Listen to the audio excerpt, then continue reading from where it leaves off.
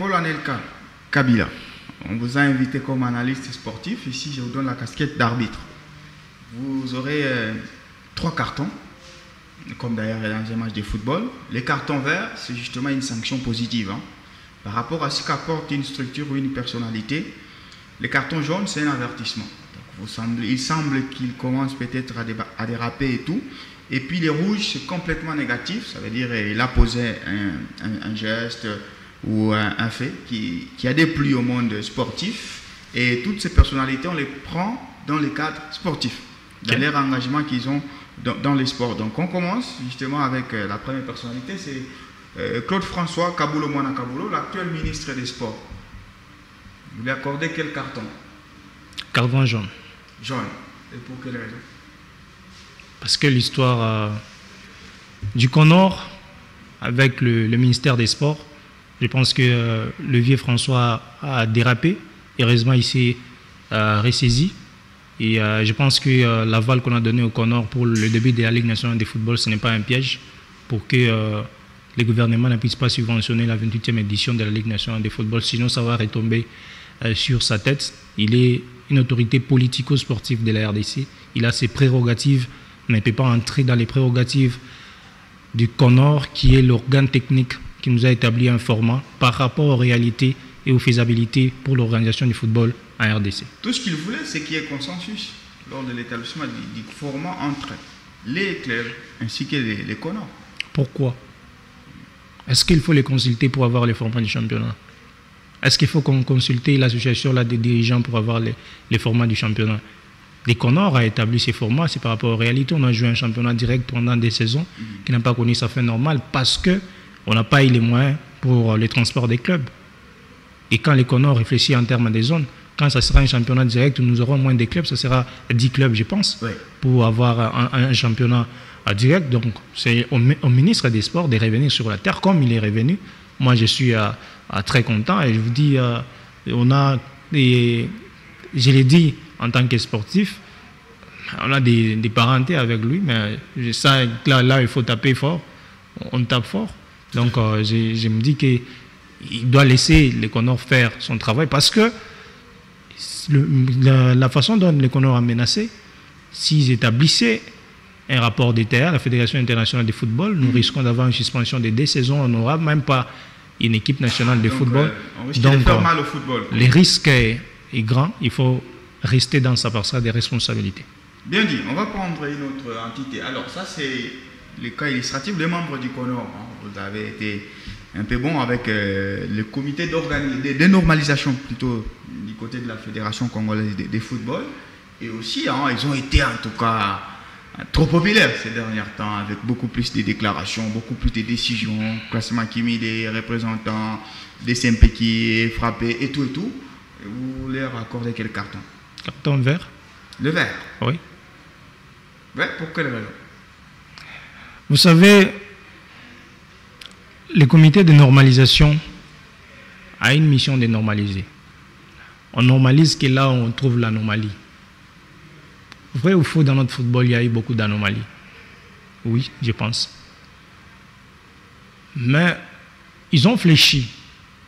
Ils n'étaient pas défaillants. Peut-être nous tous, on s'était trompés par rapport au classement accumulé qu'ils ont eu à établir. Ouais. Ils ont compris tout le monde. Ils ont fléchi pour garder la paix entre sportifs et les autres.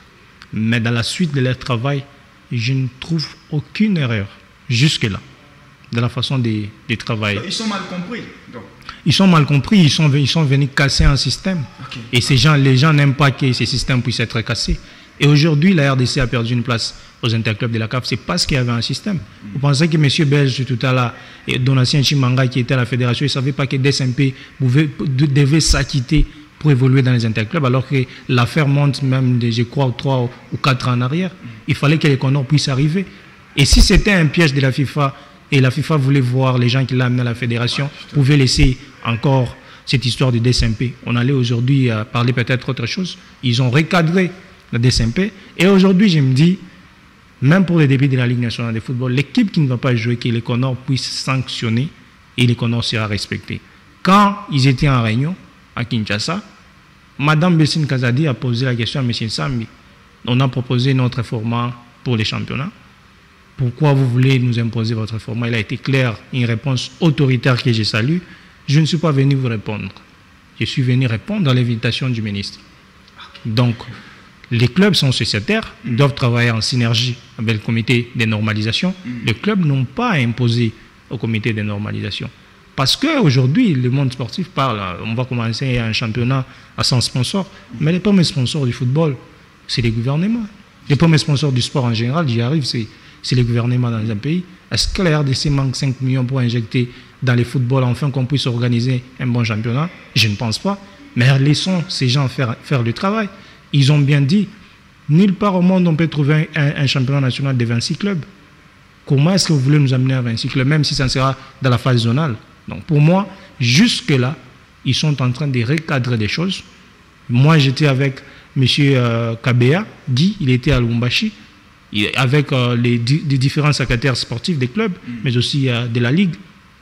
Beaucoup de matières sportives, même des dirigeants de la Ligue, ils avaient du mal à les répondre.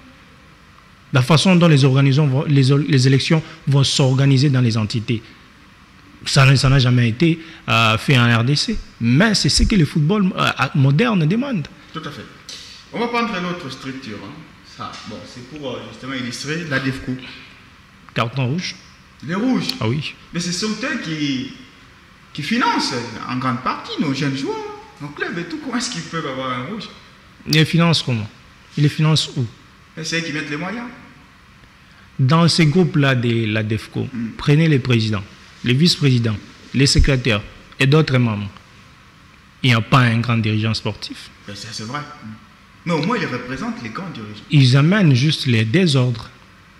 Et ces désordres risquent de ne pas bien nous aider à organiser les choses. Sans ces comités où avec le football va exister en RDC, qu'est-ce qu'ils apportent en termes d'organisation de notre football? Si ce n'est pas réclamé, la Linafoot va continuer, la Linafoot ne va pas continuer. C'est ça. Et puis, ils sont là. Et puis, quand ils ont demandé que le format puisse avoir 26 clubs, c'est pour plaider à leur club pour qu'ils puissent jouer la première division. Il y a Max Moké, qui est le président de MK Intanchete, c'est pour que son club puisse retrouver la première division. Il y a M. Guy Mafuta, c'est pour que son club Zibumba puisse retrouver la première division. Il y a M. Osango, c'est pour que son club aussi puisse retrouver les hauts niveaux. Donc, pour moi, c'est une structure d'abord qui n'est pas reconnue par la fédération. C'est une structure qui est comme ça. Mais dans des fédérations sérieuses ou dans des pays où on régularise bien les choses, ça devait être une commission syndicale bien reconnue par la fédération pour suivre peut-être les conditions des joueurs dans des clubs. Ce qui se passe au Cameroun, ce qui se passe au Mali, ce qui se passe en Côte d'Ivoire. Aujourd'hui, en Côte d'Ivoire, les salaires d'un joueur est fixé par une commission syndicale et ça doit être payé, le salaire des bases, dans un club de première division. Mais ça devait être leur initiative, au lieu d'apparaître seulement quand il y a un problème. Et puis, ce sont des déclarations devant la caméra et des déclarations qui ne tiennent pas debout. Et moi, je pense qu'ils n'ont pas leur lieu d'être dans les sports congolais. Allez, on va prendre Moïse Katumbi Diapoué, président du TP Angler Mazembe. Il est président et de la coordination Mazembe et même de la section foot. Un carton vert. Les verts? Oui. En tout cas, jusqu'à preuve du contraire, je n'ai pas encore vu un dirigeant de sa taille en RDC. Il a révolutionné beaucoup de choses en termes de football. Certes, il y a des erreurs, mais les bienfaits sont plus que ces erreurs-là. Et souvent, son équipe a un peu régressé parce que je vois quelqu'un qui a la tête plus dans un angle politique. Il laisse la responsabilité à d'autres personnes pour les sports. Malheureusement, on n'accompagne pas à bien ce qu'il met en exergue comme moyen. Dans cette équipe de Mazembe, vous voyez, j'ai des amis que j'ai joué avec dans des interscolaires, des amis qui sont venus de Lubumbashi. Moi, je suis né et grandi à Kipushi. Interscolaire, on appelait les écoles de Lubumbashi. Oui. Et on garde aujourd'hui des bonnes relations. Quand ils nous disent des réalités, il y a d'autres qui n'ont même pas de droit de signature depuis qu'ils sont dans l'équipe de TP Mazembe. Mais je sais que cet homme de Katumbi, sûrement, il avait déjà à débourser quelque chose pour ses joueurs. Peut-être c'est l'entourage qui n'aide pas. Oui, l'entourage de TP Mazembe. Aujourd'hui, vous savez, on a encore des dossiers à la FIFA. si les TP est grand, si Moïse est grand, c'est que les collaborateurs sont aussi grands. Non. On a étudié avec vous les syllogismes. Ça ne peut pas toujours aboutir à une bonne réponse ou à la négativité ou à la positivité. Vous pouvez être très bon et puis vous faire accompagner avec des gens qui ne comprennent pas votre philosophie. Peut-être qu'ils comprennent, mais pour vous soutirer quelque chose, on ne peut pas ignorer. Il a l'argent pour son équipe, il met les moyens pour son équipe. Pour moi, Katumbi reste le meilleur dirigeant jusqu'à preuve du contraire en RDC, peut-être en Afrique centrale, peut-être en Afrique, si on peut parler des 5 dirigeants. On ne peut pas oublier de citer Moïse Katumbi, mais ces derniers temps, tu es trahi par les collaborateurs. Les collaborateurs verts. On va prendre Jacques Kaboula Katoué, lui aussi, président du FC Saint-Éloi-le-Popo.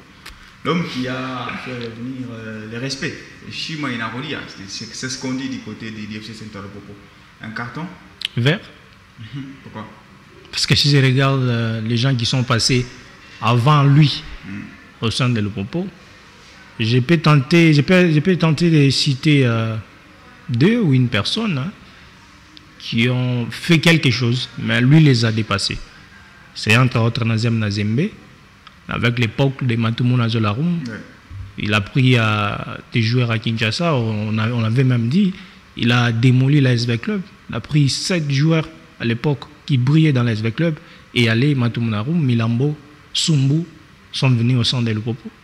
Et c'était une très belle génération de l'Opopo, avec Vic Bokasongo, vice-président, a remporté les trophées Challenge Vodacom.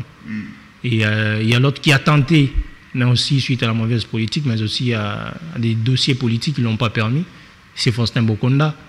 Il a mis ce qu'il pouvait faire dans cette équipe de l'Opopo. Il y avait une concurrence rude à l'époque de Faustin Bokonda et le TP Mazembe. C'était un Mazembe qui gagnait l'Afrique, mais c'était un Mazembe qui ne faisait pas trembler l'Opopo. Ben, que l'Opopo en Afrique ne pouvait pas aller loin comme Mazembe. Mais aujourd'hui, avec Jacques Kaboula, moi je me dis, s'il pouvait avoir encore 5 ans, 10 ans, 20 ans dans l'équipe de l'Opopo, avec le même niveau et investissement, on parlerait d'une autre équipe de l'Opopo parce qu'il a stabilisé tout à tous les niveaux. Juste une question. On va éviter la politique et tout. Est-ce que vous voyez Jacques Kaboula Katoué rester président de cette équipe aussi longtemps qu'il ne sera pas gouverneur? Et s'il est Premier ministre, après être gouverneur, il va quitter l'Opopo ou bien il va laisser? Pourquoi les gens parlent toujours de l'option s'il n'est pas gouverneur? Mais il peut perdre la place du gouverneur, il devient Premier ministre. Est-ce qu'il va quitter l'Opopo? Ou bien il devient ministre, je ne sais pas quoi, est-ce qu'il va quitter l'Opopo? Ouais, parce qu'on a comme l'impression que sa présidence dépend un peu de la situation politique, de la casquette politique. La situation politique. Oui, c'est une porte qui lui a permis d'être chez l'Opopo. Je me dis, aujourd'hui c'est difficile à RDC de citer un club qui a connu son apogée à sa tête où il n'y a pas un homme politique. Citez-moi un seul club, peut-être l'ASV Club avec le général Amissi, mais l'influence du général en RDC, nous tous nous connaissons. Si on prend tout capable Lima qui a fait rage ici dans la Ligue nationale de football dans les années 2010, il y avait Miller Lotelo derrière. Veti Club a joué la finale de la Coupe du Congo avec Deon Koussouki Salomé Banda. Nyuki a joué les interclubs de la CAF avec l'appui de M. Julien Paloukou qui était dans l'équipe, gouverneur. Kassanji a fait jouer Sangabalende les interclubs de la CAF. Katumbi lui-même, regardez les Mazembe de Moïse qui n'est pas gouverneur et Mazembe Moïse gouverneur. Il y a une nette différence. Le football congolais dépend par moment des... Regardez DSMP, de Robin Minakou et Bahati Lukwebo, même Gentini Ngobila. Donc, aujourd'hui, les politiques, ils ont compris. Et c'est toujours eux qui peuvent nous aider à ne pas avoir des politiques à la tête des équipes de la RDC. Si son poste politique lui permet d'aider cette équipe de l'Opopo, les postes politiques ne s'arrêtent seulement pas à être gouverneur. S'il est député, mais il se sent capable d'aider l'Opopo et d'être président de l'Opopo en étant député, mais il va les faire. Bien dit, hein? Bien dit. En tout cas, une belle réponse sur cette relation entre la présidence de l'Opopo ainsi que ses fonctions politiques. On va finir avec notre exercice. C'est Maxime.